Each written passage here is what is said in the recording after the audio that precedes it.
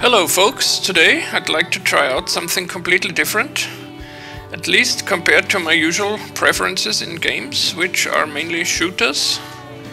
And as you can see, it's Anna, you could call it a first-person point-and-click adventure, as strange it may sound, and some people even compared it to Amnesia. But to be honest, it's nowhere near in terms of both quality and gameplay, so it tries to emulate certain aspects like the famous mouse physics that allows you to open chests and doors. But at its core, it's still a point-and-click adventure. So Anna's not a bad game by any means, but it's playing in a different league than Amnesia. That's for sure. And well, it's definitely an improvement over the usual static point-and-click adventures, which I absolutely hate. And so I thought I'd give it a try. And as you know, I rather hate lengthy introductions, so let's get to it right away. Let's start a new game, and mind you, I'm playing completely blind. I've just started the game once to get used to the controls and the button layout. And we've already missed some of the introduction, which I couldn't have read anyway because it's too fast. But you could read it, so just rewind. And my first impression was its biggest flaw. It's quite apparent. It doesn't support mouse to invert your mouse control. So you're stuck with the normal mouse scheme, which is quite annoying, to be honest. And apparently we have to get into the house first. We're starting here in a small yard of some sort, and it's extremely bright, even though it's a bit cloudy. And before your eyes lies the famous Unigine engine, which some of you may know from the Heaven benchmark, which is also playing in a different league. But I don't want to bash this game right away. And as I said, it's not bad at all so far. I mean, I haven't gotten into the house yet, but judging by my first impressions, it could be worse. So let's look around, shall we? There's a wooden branch. I think we can pick it up. It seems durable. Oh. Let's pick it up then. Oh god. The grass are sprites. Two-dimensional sprites. Well, even Rage had two-dimensional sprites, so should not hinder our fun. What is this? There are some flowers around this pile of rocks. Someone must have stacked them like that on purpose. Huh? Stacked them on purpose?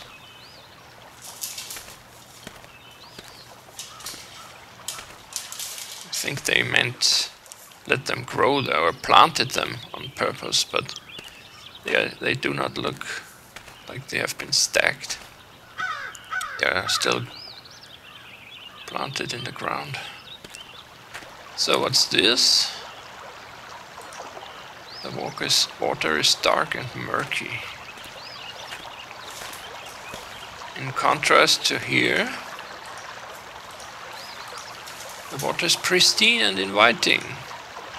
Gazing at its crystal clear surface is almost making you thirsty. I am thirsty already. So we have a typical point and click,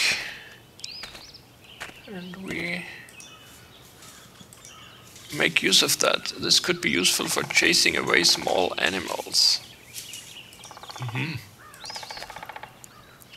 We haven't encountered any living creatures so far, but that could change in a second.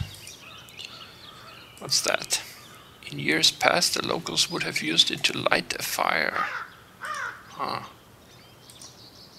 So I guess in the years to come, they still would want it to use it for that purpose. And what have we here? Here comes the physics into play. Oh, but it doesn't work because there is something locking doors, a little string. I cannot get that. Ties up the doors. It shouldn't be that hard to cut.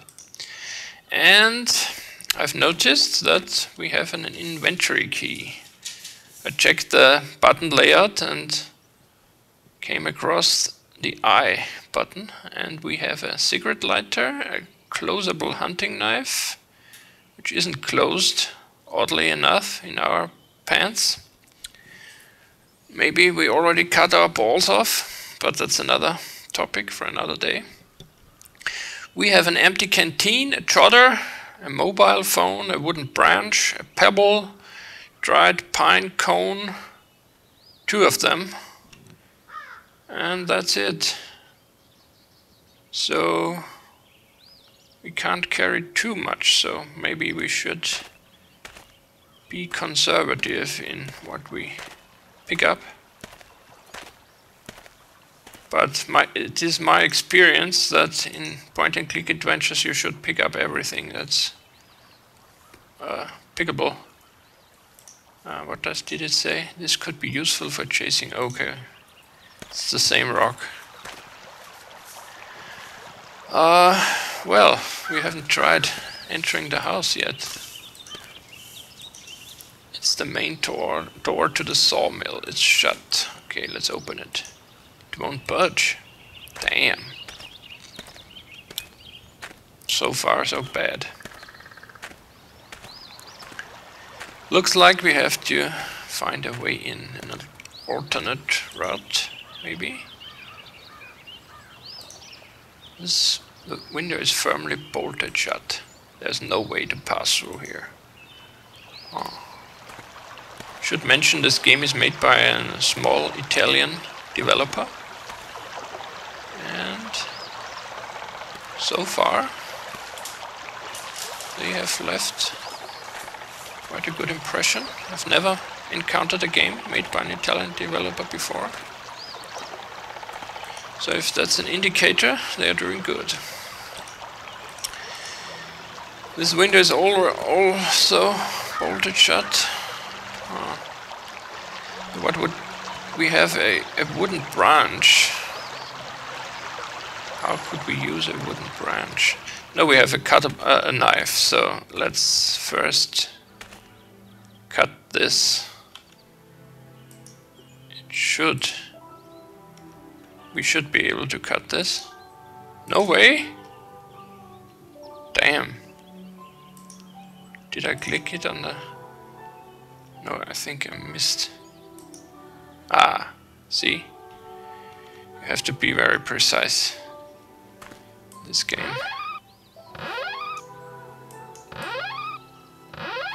The physics suck a bit, and I'm battling with my mouse because I'm used to inverted mouse controls, so please bear with me. This is a wooden branch. Could try to use it on the other one. No, it makes no sense. Agreed, that doesn't make sense. Let's see, I can't see anything. I need to find a light. Huh, we have a light. In form of a cigarette lighter. This should do it. Maybe we could set this branch on fire. Ah! Here we go. That was pure luck, to be honest. Didn't make much sense to me, but... well, it said something about light and... my spidey sense was tingling. So this is some sort of mirror shard. A shard from an oval mirror. Ah. The mirror becomes more translucent in the warmth of your hand. Ah, it has some mystical features already. I have to admit I do not know anything about the plot of this game. I'm playing completely blind, as I said. And it should be scary, and that's the only thing I know. So we have a mirror shard.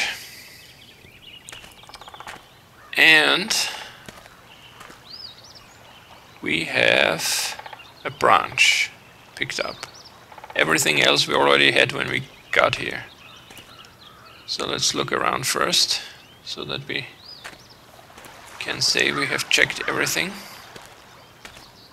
Ah. An eye-shaped notch. What is this? A magnificent carving. Despite its simplicity, the etching was masterfully crafted. Are we looking at the same notch? This looks like shit.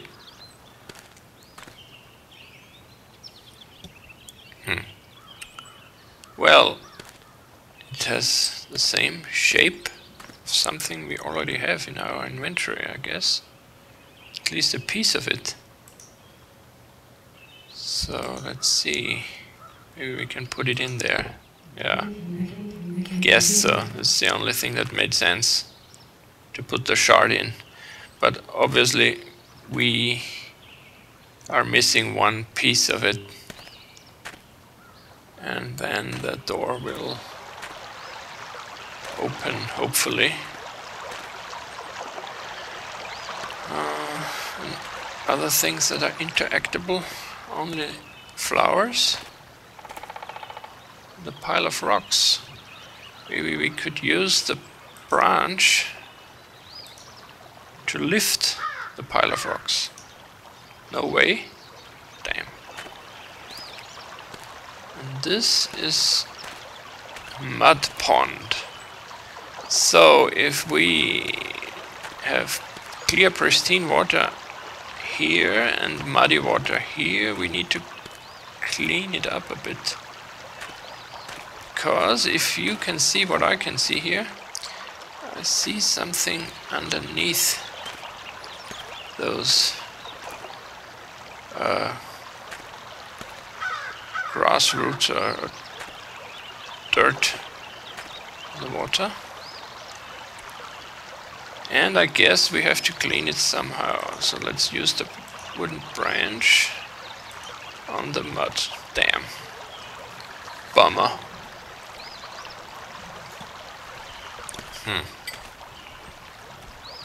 Well, in that case, I'm stumped. And we haven't even gotten into the house yet. Can we go outside? Figures. No, we can't. Why should we? We've just arrived. The tree? No. There's nothing about the tree. Ah, another pile of rocks. Pick up. Oh. Examine. Assorted rocks are scattered across the ground. Maybe we can use the wooden branch on these rocks. No.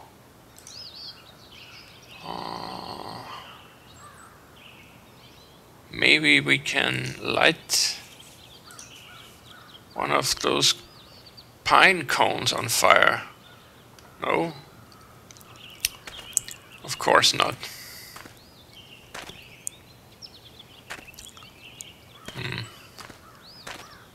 Maybe we can light the flowers on fire. No?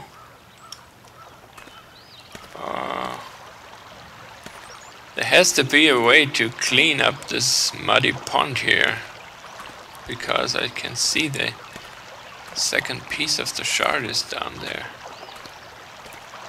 So using the knife on it doesn't make any sense. But we have an empty canteen which we could fill with pristine water, which does not help us in that case, but maybe in the future we will have some use of water in a canteen. So let's see, the wooden branch could be useful, maybe to lift this rock here. Ah, voila, tutto bello.